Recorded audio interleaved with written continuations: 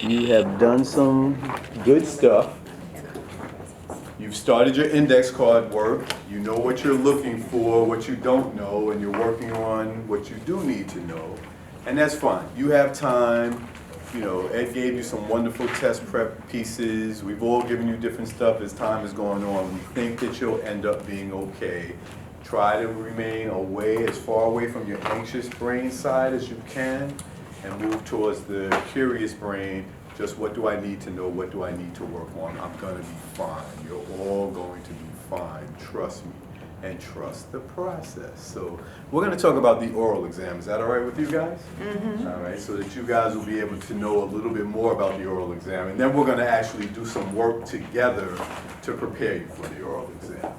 All right, so phase one is what we're going to start with, and I'm not going to read this slide because it's already there, but phase one is about contextual awareness. If you guys remember the three phases, right, the three C's, context is the first C. So we're talking about what's the context of the work that we're doing, what's the context of what it is that the client brings to the coaching table. What, you know, I need to know more. That's where you should really be your most curious from the very beginning. You know, we all know how to do our start, right? Purpose, benefit, check for alignment, confidentiality, and then open and move, what brings you to coaching today, or whatever your style is at this point. I love you guys. You all started to get your own style, and we just let you flow with it. But then once you get there, it's like, boom, let me put on my big curiosity hat. I want to really find out what the heck is going on. What are they talking about? So we're looking for more context. We're striving to understand. We're trying to clarify or help them clarify it, right? I had a client the other day who was like, yeah, you know,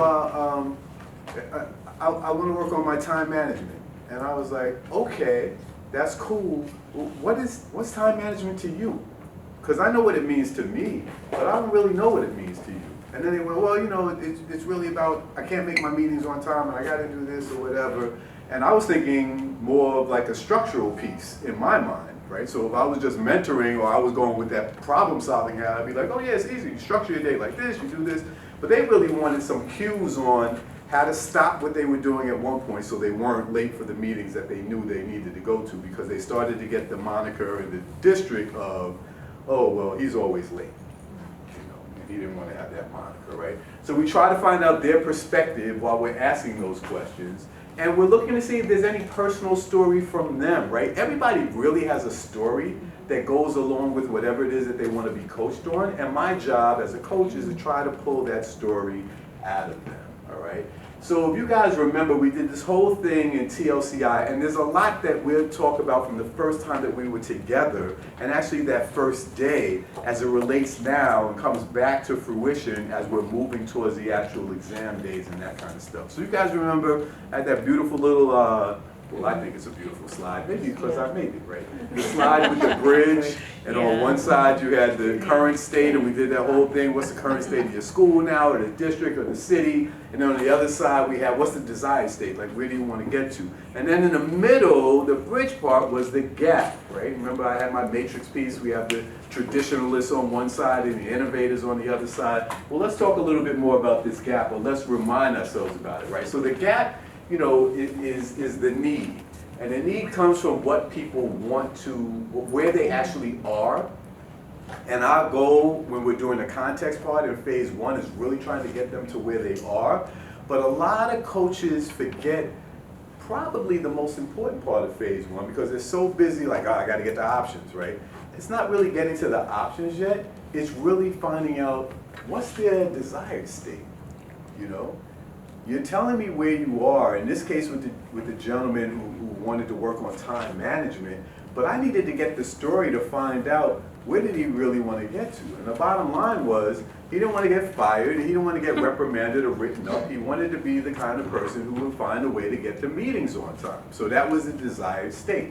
Once I knew that, then it gave me the point in the time where he was, all right, looking at whatever the problem was, whatever the opportunity was, whatever the challenge is of getting from the current state to the desired state, right? And the bottom line is, if you can fill in the gaps, we can get there. You can't get there without filling in the gaps. My grandfather used to have this really corny piece that he used to say about, yeah, we took this guy fishing, and he said, oh, I forgot the bait on the shore, right? And the guy jumped out of the boat and walked on water to the shore, right? And then came back and he said, oh man, I forgot the hook that I was on and the lure. So the other guy got out and he walked on the water to the shore, right? So being a kid, the kid was like, oh, I can do that too. And they jump out, go in the water and fall in. And they pull them out and they say, oh yeah, maybe we should show them where the rocks are, right? So the rocks are the steps that they need to, the gaps they need to get from current state to desired state. And phase one. All right, so we're going to go into phase one. So again, think of your laminate because you want to make the connection to the practice, adult learning, right? Talk about theories and we do practicing. And think about what is the name of phase one? Yes, we say contextual awareness, but what is the name of phase one? Engaging. Say it again. Engaging. Engaging. Go to your laminate. This one. Self-focus. Context. Context. Yeah, right? okay, yes. It says it, you told us the answer. That's- Yeah, well, it says contextual awareness, but I was trying to see if people paying Oh, okay. attention. All right, yes. Like, that's the context, Right, so establishing goals. just be aware of that context and what's the question that comes up for context? What's up, right? Because again, we're trying to find out about the environment, the situation. So you guys know that this exam is going to be more than 10, 15 minutes, what you had in your practical. So as you know, there are 3 phases. So hopefully you started thinking in your head, 3 phases, 3 parts. I got a total amount of time, 25 minutes, 30 minutes. I'm gonna divide it into 3. So I have an idea how long I should be in each part, right? You're gonna see that practice today. And today we're gonna do phase 1, about 8 minutes. Phase 2, about 8 minutes. And then you're gonna do phase 3 where you have everything together to start practicing before that exam that you need to break up your parts and not spend just 2 minutes in context and then 25 minutes in conduct in 3 minutes, right? No. Trying to get enough of that situation so you gotta ask enough questions. So we'll talk about those questions. So again, phase 1 is establishing goals and checking reality. Checking reality, all that means is finding out more about what the situation is. That's checking reality. Right? So I'm saying, as opposed to what I think it's about. No, I'm gonna ask questions to find out what's it about. And so the work is, this is really what we're trying to get to in our questions, right? Triggering, framing the situation. Understanding, framing the situation. So if you're telling me about a situation that you have problems with a subordinate, or you have problems with the UFT, or somebody else that you usually have problems with, I still, as your coach, need to know more about the situation before I start saying, okay, let's talk about options, right? And this is what Reggie was mentioning earlier. So I may say, tell me more. I may say, let's talk about what the focus is today. So this is where you do some goal setting. You probably figured out already that most people, when you do that opening, right, that opening of what brings you to coaching, people go into topic. And the mistake sometimes we make is thinking that topic is the goal, right? So the way we deal with that is simply asking, Pam, What's your goal? what's your for that goal, session? right? Let's not try to figure it out. Let's not try to assume. What's your goal, right? So, and then they may not know the goal then, or they may be trying to still figure it out. It's okay. You can ask it again, right? But we want to make sure that we understand the situation before we start trying to help the client come up with next steps or options. So, this part of establishing the goal is probably, I guess I'll say it, the most important part, right? If you don't have a goal, we can't get to results, right? I can always come back and do my framing, even if I mess up. Some of you have done that, right? Where you might have forgot confidentiality, and then 5 minutes later, you're like, oh yeah, I just want to remind you, that's okay. But you got to get to that goal. We can't get anywhere without getting to that goal, all right? So don't be afraid to say, what is your goal? And in terms of checking reality, you see this word a lot, perspective, right? Because we've learned from MBI, we've learned from just conversations, the world may not agree with what we think. It can happen. Right? There are other perspectives out there. That's what I tell my husband every day. And you know, if you have any doubts, go talk to your UFT. I'll bring you back to reality. You and I both know that because of that, we have to understand the other side's perspective. Doesn't mean you have to agree with it, but in order to coach, you have to try to understand that other perspective. Right? So that's why this is important, just checking reality. Sometimes I see folks take 2 or 3 minutes. They're like, so what is the topic? The person tells them a topic. What is a goal? First tells them a goal. So let's talk about options. Like, we can ask a little more questions about the situation, right? Because we're fixers. We know that. We talked about that. So just remember, and you got a couple of angles here, right? Take stock of the current situation. What's the starting point? Are there external resources? Gain a clear understanding of the obstacles and supports. These are all the questions you could be asking. That's why it should never be 1 or 2 questions. You got a lot. This is your objective. You're trying to do this without any assumptions being made. And you also want to look at multiple sources. Sometimes your client will tell you their source, right? And then you got to find the real source, right? So you got to ask that through questions. Because sometimes your client is in a restricted environment where they have limited access to resources, limited access to knowledge, and also limited perspective. We get a bunker mentality. We think the world is just like our schools. And then we go to another borough and we're like, wow, they're actually even different kids in other boroughs. I didn't know that. I thought all kids would look like my kids. So just be aware that, again, outcome here, you're trying to find the need fit for that coaching agreement, and the outcome here, trying to get a baseline so you know where to move to. Right? None of this should be new, but we're trying to go over it because now, second, third time, you have a better understanding. One of the things that we talked about early on was that we like to first do action, then talk about it, right? And same thing with when you're studying. We want you to first try to quiz you, then we talk about where it's from or where you're getting it from, or, right? Because that sort of sets up that urgency. That's real test conditions. All right. So Ed talked about this. I'll talk about it again. You gotta have this agreement whenever you have a coach. I know we've been beating it, but even still, sometimes we might forget the purpose. So, Elisha, what would be a purpose? The purpose is for us to engage in a collaborative conversation. Conversation, right? We're gonna have a coaching conversation. Mm-hmm. If you can remember purpose, you might just want to write coaching conversation, right? Get you started. And yes, I've heard it many times. We've all heard it. It may sound robotic. We're teaching you foundations. Mm-hmm. It's like teaching you a 5-paragraph essay.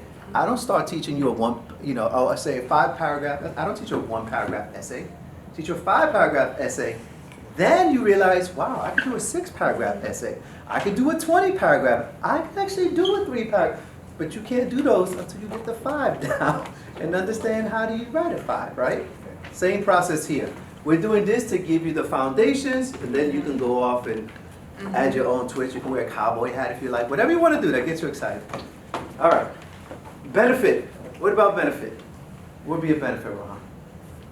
A benefit would be the client coming out with next steps or options to move forward in whatever the topic So I'm going to facilitate a discussion and to help you meet whatever outcome you want, right? Again, if you're not that fluid, write it down, your cheat sheet, so then you repeat it. That's okay. As you get more and more fluid with it, then you can expand out. But if you're still like trying to figure out what you're going to say at this point, you need to have some just go-tos, right? Check for alignment. Christina, give me a check for alignment. You want to make sure that you understand what the client. So what would that be? Give me the question I would ask the client to check for alignment. What brings you to coaching? That would be more open and move. Check for alignment. And remember, that's part of the guiding principles, right? Check for alignment. How does that sound to you? How does that sound to you? I'm just seeing if you're okay with us moving forward. You may say, you know what? Actually, I'd rather you have something written. It hasn't happened to me yet, but it can happen. I'd rather you have something written down. Or I'd rather you go back over purpose, because I actually was thinking it was for this. You don't know. That's why you check for alignment. 9 out of 10 times, they're gonna say yes. Especially in this program, because we're prepping you for that. But in the real world, real people, you can't always predict what they're gonna say. So that's why you wanna check, right? And you want, it's their agenda. So you wanna make sure it's okay to continue on that course. All right, confidentiality, I think we all got that. We got that down. Opening move, Soledad. So what's up? What's up? Opening move, Angela, will be yours.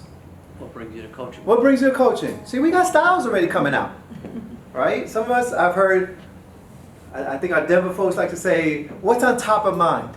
I don't know where that comes from, but that's their thing, right? Different folks got different ways of doing it, but it's all the same thing that gets you started in the discussion, right? We gotta have this down. Okay. And just coming back to Orid, we talked about this, and we did it when we did it as a group. We noticed that most of our questions, particularly L1 and L2, by the way, center around here.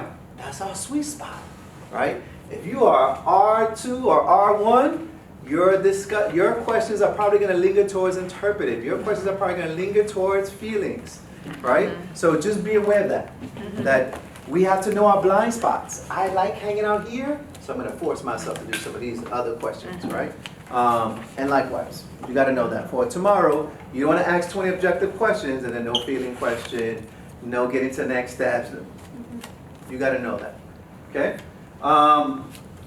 And then on the test, yes, you got to know these questions that connect with these, right? Because they help us. They're like our cheat sheet of what kind of questions we need to answer. We're going to do a quick Q storm because we're getting ready to go into phase 1. So right now, I want you to write what would be some phase 1 questions that you might like to tell your client. Phase 1 questions, right? So what does that mean again? Goal-oriented questions, establishing goals, right? What's up? And checking reality. So what would be some questions? Write them down. You're going to jot them down, then I'm going to ask some of you.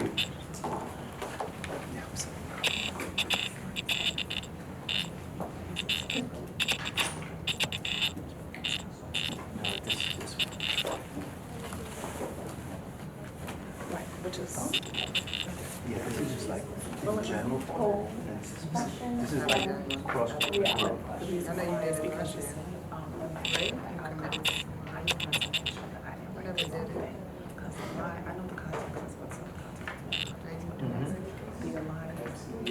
So the knowledge is going to be competency. Right, would be for.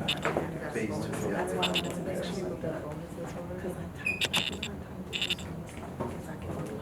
We get it from these. These are at the same time. Okay, all right. That's why I know where to look for it. Yes, thank you. Of course. All right. I had to find it. One more minute. This is called a Q storm because the idea is you're just writing as many questions, so your hand should be stopping. You should keep writing, thinking questions, keep writing. I want you to exhaust all the questions you could think of. Because guess what? Tomorrow we won't be here to tell you. You need to write some questions. You got to do it on top of your head. This is why we're trying to build that urgency now.